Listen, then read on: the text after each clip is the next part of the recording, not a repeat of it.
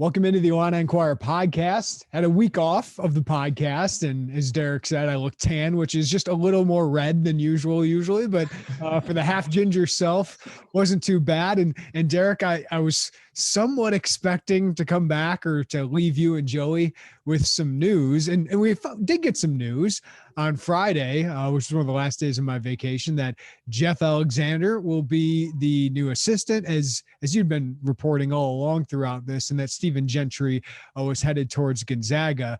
But otherwise, a pretty slow week on the Illini beat. How was it for you? I enjoyed myself and got a little vacay. Were you just moving into the new house there? What were you doing?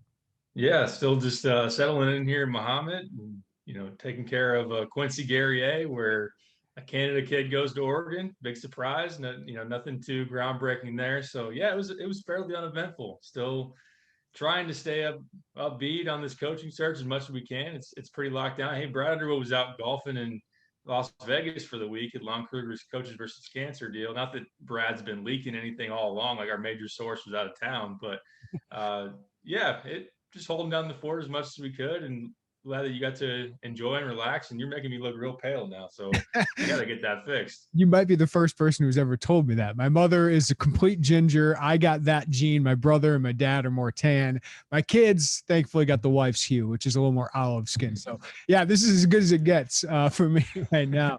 But Derek, okay, we are waiting. And I would say, yes, I understand this has been a wait. It's been almost 3 weeks since it's been announced that Orlando Antigua and Chin Coleman were going to be gone. But I thought Chester Frazier was announced that day, the next day, right? So that was quick. Usually these last a week or two.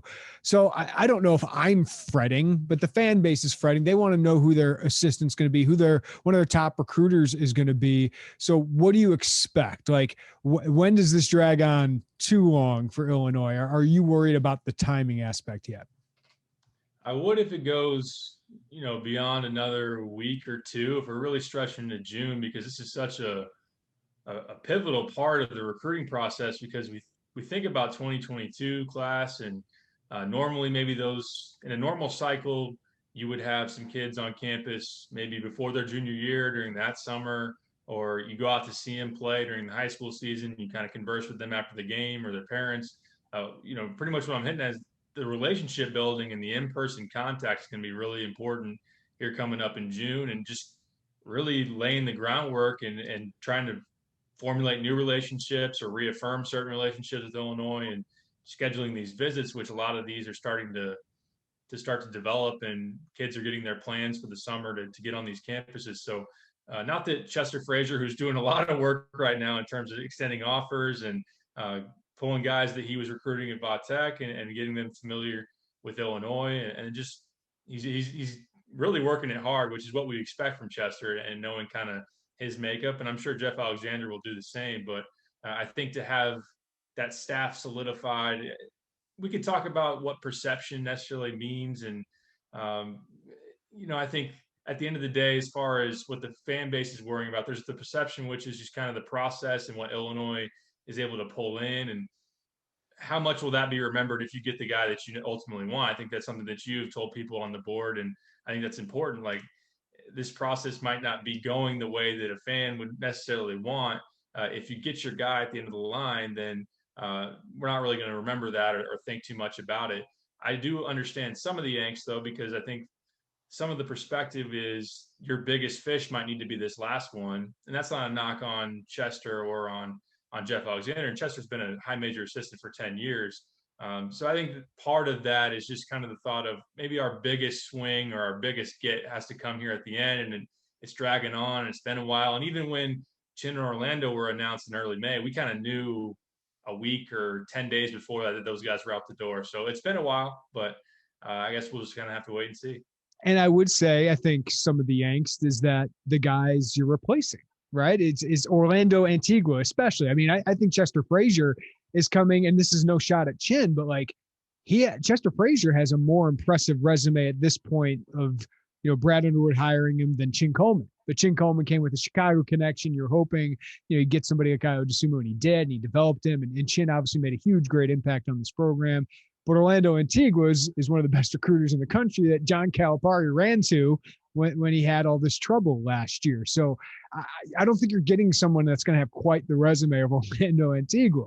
And that's why that was such a big deal when they got him 4 years ago. It's like, wow, this guy's a head coach at the Division I level. I mean, what wasn't very good when he was at South Florida, but he had recruited Karl Anthony Towns and all these 5 stars in Kentucky. It was like, wow, Illinois got that kind of guy. That was a big surprise. So I think there's a lot of qualified candidates who a lot of fans probably didn't know of 2 months ago, but they might not react to as well because they don't know their name or they're not quite Orlando Antigua. But that's the expectation Illinois has now done by, having Orlando Antigua being a top 10 team, being, the best team in the Big Ten record wise the last couple of years. And honestly, Derek, throwing out the money that they are throwing out. I mean, when we hear Chester Frazier going to make between likely $600,000 and $700,000 and that the other assistant that they bring on could command that kind of money. And you hear some of the names, there's Alan Huss with Creighton and how close that deal was, or Kamani Young at UConn. Those are names that people probably didn't know a couple weeks ago, but they were really exciting names. I still expect Brad Underwood to get a really qualified assistant who, if he didn't have Antigua to replace, Illini fans would probably be pretty excited about. Yeah, and like you said, with the money that you threw out there and the very public counteroffer to Orlando Antigua, to make him highest paid assistant in college basketball, and like you said with Chester, and you'd think it all lines up that Illinois, as far as a destination, with the roster that's in place, with the season they just had, the way the program's trended, and yeah, what you can offer to bring someone here to give them probably a massive pay raise, as you've discussed. Like, there's other places out there that aren't too pleased about that because they're not making maybe even half of what could be potentially on the table. So I think from the fans' perspective, they're wondering, are we just getting told no a bunch? Like, what isn't resonating? Because on our checklist, money, where the program's at, and the roster and everything, like, doesn't it matter? We should have that figured out. Doesn't it matter who you're being told no to? Like, we don't know exactly everything. We don't. We don't know who has said no, who Illinois has offered the job to, and if Brad, how many people he's actually offered the job. Like, we don't even know that stuff. So I think there's a lot of assuming because this is taking longer of all that stuff that, yeah, Derek and I are trying to get that information, but it's really hard to get, right? Like, that we don't know everything that is going on. I think a lot of people assume that they do from little pieces of information. I mean, it's clear Alan Huss was a target that Illinois wanted. They expected to get at one point, but it didn't happen because coaches have personal lives. Coaches have other reasons other than just money to take a job. But like, I think a lot of people are assuming a lot of these things, but I think Illinois is going to attract a good candidate because, as Brad said, and from everything I've heard, this is true.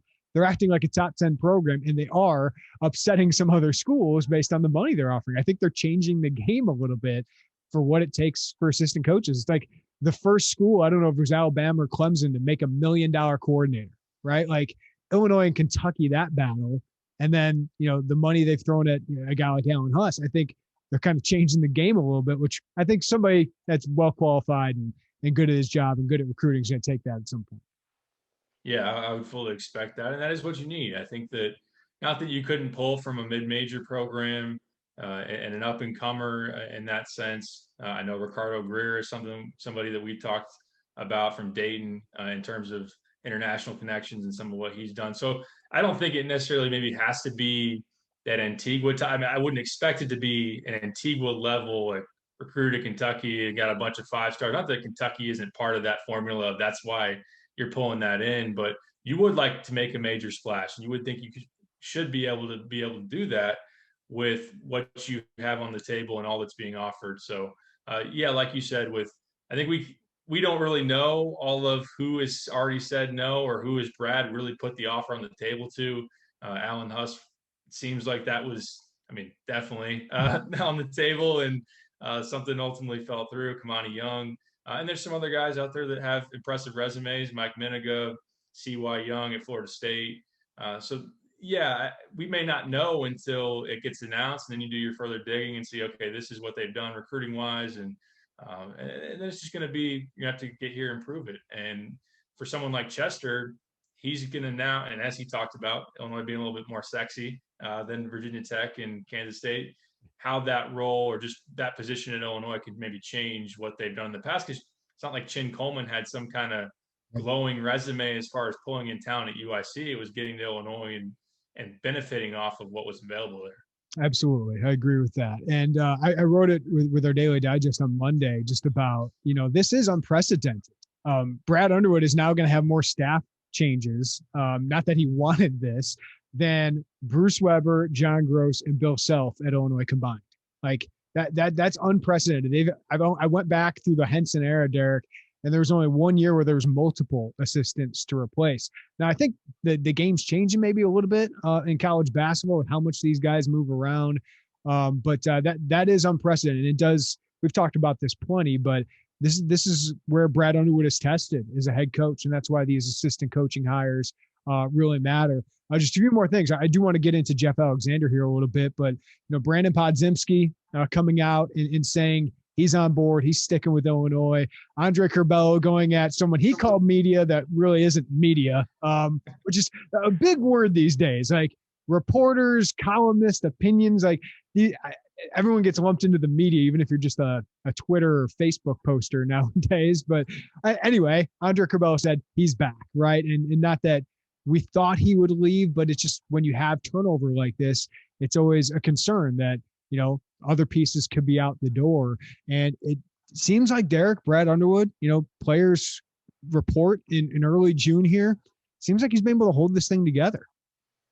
Yeah, it certainly does seem that way because those who had ties to Chin or had ties to Orlando Antigua have had ample time. Even a Luke Goody, maybe more recent here with Stephen Gentry on the move this past week, would have had, the Omar Paynes, the Alfonso Plumbers, like you said, Podziemski, have had plenty of time to open things up and try to figure out a new destination if they were reporting to a different campus or even interested in doing so next month. And the fact that Omar Payne isn't out there seeking another school, or Podziemski's publicly saying, and I think that for the peace of mind for the fans and everybody out there, it is easier when someone like Brandon comes out and says, "Hey, just so if you're wondering at all, I'm sticking it at Illinois," and you don't even got to answer to that. Now, Curbelo seemed a little peeved that and I would understand why if someone's going to be speculating on your behalf and say essentially, "Hey, if Kentucky would have waited it out or pushed or whatever it may be," that's where he was going. He's putting words in Andre's mouth, but I mean that's just kind of where we're at, just the wild nature of this offseason and in college basketball in general, not even just subject to Illinois, but and how much, as Brad even talked about on Zoom, a couple of weeks ago, just the value of the relationships with the assistants and how much work they put into those, and it makes sense. And we see it other places too. When those guys leave, sometimes that means that a player isn't as comfortable sticking to that spot. So it is good news for sure when you have 5 newcomers coming in for next season and they all seem solidified, or there is no new news there. That no news is good news on that front. Yeah. All right. So Jeff Alexander, I want to give him some focus here because Illinois announced that, yes, he will be promoted from assistant to the head coach to assistant coach. So from a support staffer to a full recruiting assistant here at Illinois. And he's got plenty of experience as a Division I assistant. Had pretty good years under Marty Simmons, has some international ties.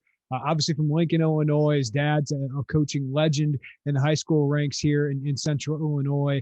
And I didn't think he'd be a candidate to replace Chin Coleman or Orlando Antigua, right? But once Stephen Gentry went out the door, I do have to say it makes some sense of Brad Underwood wanting to keep a little bit of continuity with people he trusts. And Jeff is a qualified assistant coach. Obviously not the sexiest hire for Illini fans looking for the next Chin Coleman or Orlando Antigua, dreaming up this dream recruiting staff. But what do you think, Derek, of Jeff Alexander? Why do you think Brad Underwood wanted this move, and how do you think he fits? I think you said it there with continuity and also just the respect of a basketball mind or someone that he trusts in terms of player development, his system, or even someone to challenge him with some new ideas, which we saw Stephen Gentry come out and do. And the fact that they had that long-standing relationship could move the needle and say, "Hey, Brad, you need to change this," and that was a voice that he definitely listened to. And I think Jeff has that ability because they go back a long ways. Where even Jeff's playing at Western Illinois and Brad's on staff. They were on staff together at Daytona State College, and then clearly ever since he's been here, at Illinois. Jeff's been on staff. So very well respected within that building. I think he will be within the state as well. Just that's not to say that, kids playing at Kenwood are going to know who his dad is down at Lincoln or anything, but Jeff's known as a really hard worker. I think he's got a really good personality, and I think that there's a feeling that he's going to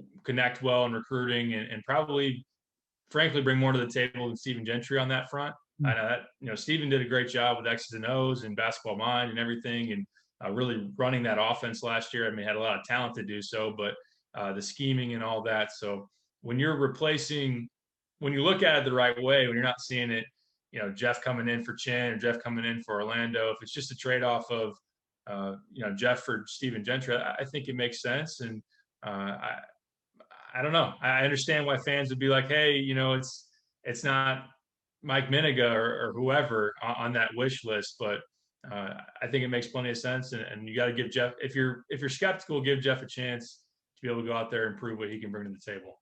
And Derek, you've gotten to know him a little bit. Like I've talked with Jeff, as you said, like he's got a fun personality. Like he chats with everybody. I know Joey has even had a lot of interactions with him. So what would you tell people about Jeff? Like, how do you think he'll play out on the recruiting trail?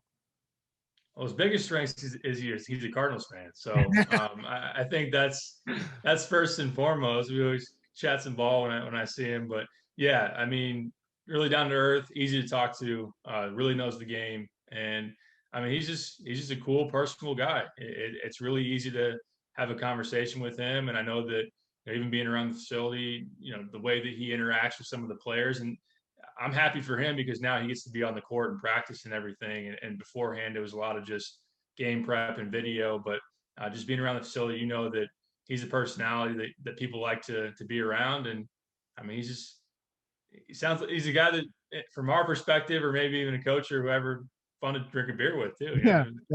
Well, and I feel like that's something I don't want to say the fans, but even sometimes us media can overlook. Like the assistants recruiting, right? It's recruiting, especially for a coach like Brad Underwood. So I feel like that's what we focus on, but like a huge part of their job is scouting opponents. It's development of the players and on court in practice. Like Alexander couldn't be on court, but Gentry, Antigua, Coleman could. And I feel like Antigua kind of gets overlooked sometimes for the work he does with Kofi Coburn or Coleman with what he did with Io. And obviously Io has a lot of that himself, but those guys make a huge impact in developing that. And Brad obviously trusts Jeff a great deal in that regard. Yeah, absolutely. And I think also another thing, Jeff wouldn't be blind to, the relationships or just kind of the approach or what Orlando and Chin, not that he would have the pre-established connections, but he had to, I'm sure, learn from Orlando or learn from Chin or just being on that staff, understand how you get, how you're able to attract that kind of a roster, just take bits and pieces. And I'll be frank with you, I talked with Orlando some since Jeff has been announced. He said, Jeff's going to be awesome. And he even tweeted something out like, this is a up and coming star. Now he's going to have to prove that, but I know that he's really highly respected in terms of that building and that former staff that was there. They like Jeff a lot. I think Jeff's going to do a good job. And the other thing is like, he knows these players. He knows Brad, right? So like you have we use that word continuity, but he doesn't have to learn a whole new team. Like I know Chester watched those guys, but he's not with them day to day. He doesn't know their personalities. I'm sure he's getting up to speed on that, but Jeff has been there through the wars. He was in the bubble with this team the entire time, right? So I think there's some value in that as well. All right, Derek, let's take a quick break. When we come back, let's talk a little bit about recruiting, the transfer market. They missed out on another transfer, as you said, and also what they're doing in 2022, because you're right, Chester Frazier has been a pretty busy man in that regard. We'll talk about that next. All right, Derek Piper, the search for a 4 continues. And Quincy Guerriere, as you said, Canadian, goes to Oregon, not a surprise. I think Dustin Ford dealt with this a lot of times. Dylan Brooks, was he one that Dustin Ford was on? Because we saw him tear up Illinois at the United Center, and now watch him with Memphis, man. Like I love watching him, but Quincy Guerriere to Oregon, not a huge surprise, but boy, that guy could have really helped Illinois at a position that they just, I don't know. It feels like John Gross with point guards, couldn't find one for whatever reason. And now Brad Underwood with that 4 outside of Coleman Hawkins just hasn't been able to find that kind of ideal prospect he'd like. Yep. It's just put it on the podcast, put on the agenda for every podcast going forward until that one is answered. It seems like we have something new there, and it's a recurring theme. But yeah, you were one of his final 3 in the original recruiting process with Syracuse, Oregon, Illinois. He goes to Syracuse, which is from Montreal or lives in Montreal, and it's a 4-hour drive between the two. Oregon getting a second crack at it. Mike Miniga, very tied in up there in Canada. You mentioned Dylan Brooks. Dylan Ennis was another one out, up there. Brother of Tyler Ennis. Tyler Ennis goes to Syracuse. So I remember you reporting about Jamal Murray. Was that? Yes. They were on Jamal Murray before he blew up. If Kentucky wasn't going all in on that one at the end, I probably would have gone to Oregon with his buddy Dylan Brooks. So Oregon's got a lot of pull as far as Canada goes. So Illinois tried what they could, and Chester was working it. Brad Underwood, they had Zoom and everything, but ultimately falling short. And you continue to pursue that 4 spot, which I think there is in terms of just immediate sense. It depends on the way you view it. If you can get a star there, if you can get a Trey Mitchell, and we could talk a little bit about him, or if you were able to get a Quincy Guerrier with someone that was a very, very good rebounder, which I think is important, especially if Kofi doesn't come back, and someone that can stretch the floor.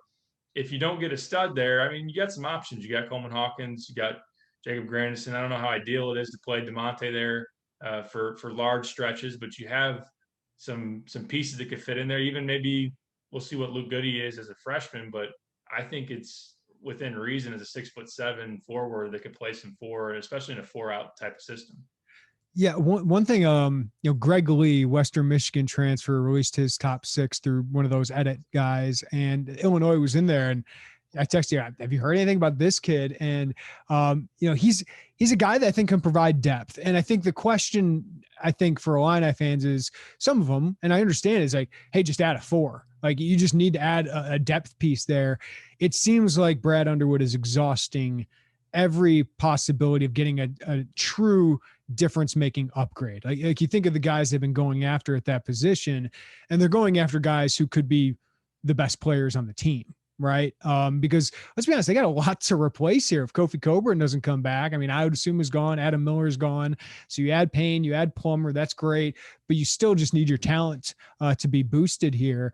And I think they think highly of Coleman Hawkins. They know Jacob Grandison can give them a solid option there. And maybe those two can be the rotation. So I think before they, quote unquote, my words, settle for a guy who can just make a solid impact, I think they're trying to see if, hey, our next assistant, does he have a tie to somebody that could come in here? Does somebody, come back from the draft? Does somebody enter the transfer portal here? Surprisingly, it just feels like Brad Underwood is exhausting that, knowing like I'll at least I can always fall back, and some mid-major kid's going to want to come play in the Big Ten. Yeah, exactly. It's not like if you wait too long, you're left with starting someone that, maybe comes from that mid-major level, or you pull a late freshman or whatever it may be. You've got some options there to where you truly shoot that shot for an upgrade, someone that would be, more ready to start than Coleman Hawkins, or be an upgrade in your mind over Jacob Grandison. And that's what they've been doing. They've been trying to go for a stud at the 4 spot that could be an immediate impact, move the needle essentially in a really positive way. Now, what is interesting is if Kofi doesn't come back, Coleman might have to play decent minutes at the 5. Like, do you need a 5 more than you need a 4? I was about to bring that up with you, Derek, because I feel like one departure we haven't talked enough about is Georgie. Because if Georgie came back with Omar Payne, I like that duo. I think that's a complementary duo. But I feel like we haven't talked enough about that impact, because, yeah, if Kofi comes back, you got Kofi, Omar Payne, Coleman Hawkins, Jacob Grandison, and then you can find, I don't know if I doubt Trey Mitchell's going to come to Illinois at this point, but like if you find a 4 who's an upgrade, wow, you're rolling. But yeah, at that point is a guy, right? Just a rotation guy. I'd probably rather have a 5, because Omar Payne is not going to play 35 minutes a game. So who's the backup 5? Is it Benjamin Bosmans Verdonk right now? Jermaine Hamlin's going to Eastern Illinois, which I think we both think is a really good fit. Brandon Lee probably at least a year away, right? Like that position, I think, is the one I'd rather just take. Hey, I need a rotation player who can give me 10, 15 minutes a game at that spot. Yeah, absolutely. And BBV's, I mean, he's still only what, 6'8", so not the ideal. I mean, he's got the poundage, like the strength, I should say. Not he's not overly heavy by any means, but I mean, he can bang in the post for sure if you need that, and he's got to stay healthy too. So I don't know how much you'd want to rely on him if he's your okay. If Payne's in foul trouble, 10 minutes to go in the first half, BBV's got to be your five the rest of the way. Um, yeah, that's interesting. Although I guess the counterpoint or the other side to look at it is I can understand why it would be hard for Illinois right now with Kofi's looming decision, with Omar Payne already there, with 3 years of eligibility to sell a five, especially one that could help you next year. I don't think Brandon Lee's going to be that guy. I'm not alone in that. I don't think he gives you much of anything next year, honestly. So that would be interesting if you still have a spot available and it's on down the line when Kofi's making that decision. Again, that's July. So for those that are worried about the wait going too long for the assistant coaches, we got quite a bit more time on Kofi too. Well, and if you have a Coleman Hawkins, like I think he can play the five and protect the rim, right? But boy, you need a rebounder. Like if he's going to be playing the five, you can't. I don't think you can have Jacob Grandison as your four, right? Like you got to find a four, and maybe that's Greg Lee, maybe that's someone of that ilk, right? Like I would have thought a Brandon Johnson who played at Minnesota last year, like that would have been an interesting fit if he put Coleman Hawkins at the five. So I think that's what has to be played out because I think Coleman has the length to play that position, and he's a matchup nightmare on offense at that position. But get him on the post, that's not going to work defensively, right? So that'll be very interesting to watch. Before we get out of here, Derek, we've mentioned it, Chester. I think people, and maybe even myself, when I first put the hot board together, didn't appreciate him enough as a recruiter because we're seeing a bunch of offers going out in 2020, 22 to really good prospects, like top 150, top 100, even some high four, low 5-star guys that he's got connections to. And a lot of these kids are saying Illinois I love the pitch. Chester Frazier, known him for a year. Virginia Tech was an Emmy early. What do you think of that? Like, what do you make of this flood of Frazier offers? Yeah, I think it's exciting. I think when you look at the caliber of player that he is targeting and already in on as far as the relationship goes, and one that comes to mind, I know the fans, a lot of those are probably already familiar with and have looked at his highlights, is that Cameron Corrin out of Texas. And I know he's a 3-star unranked prospect. That's going to change very soon. You look at his offer list. I mean, he's got LSU, A&M, Texas Tech. He's got at least probably a dozen high major offers, and Virginia Tech was his first. Chester Frazier was in there really early. I think it was last summer, his first offer, and it sounds like Illinois will be in place to be one of his final like official visits. So you look, Texas, Florida, Georgia, some, and then up that East Coast when you go into DC and Baltimore. There's some top 100, top 150 guys that are intriguing, and you look at some big guys, some guards. He's got quite a bit of ties, at least in terms of, I don't want to equate offers to be, landing guys, but it sounds like you said, just kind of the feedback that you see the quotes out there from these prospects, and that, a lot of very positive comments about Chester and the way that he's worked the relationship, or just the fact that, hey, Illinois has now offered me, and I think Illinois is, one of those teams that I really want to take a serious look at. Last thing for you, Derek, the third assistant, let's focus on, because I would imagine Alexander can coach posts.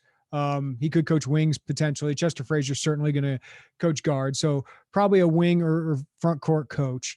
But recruiting ties, where do you think that needs to be? We spend so much time talking about Chicagoland, and Chicago's got some talent, right? In 2013, especially, or 2023, especially. And, some people say 2024 class about keeping those kids in state. That's been the hard part for high schools, even not just Illinois. What do you think? Where do those ties, do you think, need to be or should be for that coach? That's a great question. I think nationally is something that would be ideal if you have someone that, I mean, of course, you're going to want, or in most cases, have one target area where, Antigua can recruit nationally, but the East Coast or New York is kind of his home base, or, even Chester is going to try to recruit, multiple states. It's out, DC, Baltimore is kind of the main area. So it would be nice to have someone that has experience pulling talent from different areas outside of the region. I think that Jeff Alexander, in terms of in-state and regionally, will probably be his forte, recruiting wise, and we'll see. It will be interesting, and I know that whenever it's going to come, if you don't hire a Chicago guy, you're going to just be ready for the questions and the blowback, or just who's going to go in, walk into Kenwood and Whitney Young and all that, and have the pull to be able to get those guys. Chester Frazier. I am sending that guy into Chicago because that kid comes from one of the toughest places ever, Baltimore, the projects. And he's mentioned it before in an interview with Paul Klee, The Wire. Yeah, that I lived in that. He lived that. So, but I think he can, being an Illini guy, some of the coaches should know his name, should respect him for what he's done.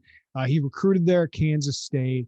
I think Chester Frazier can do really well there. And I think Jeff, can do well in the Chicagoland area too with some of his connections. And, Illinois is now pulling a kid from Indiana and pulling a kid from Wisconsin. And I know they've been involved in Ohio before. I think Jeff can do well there too.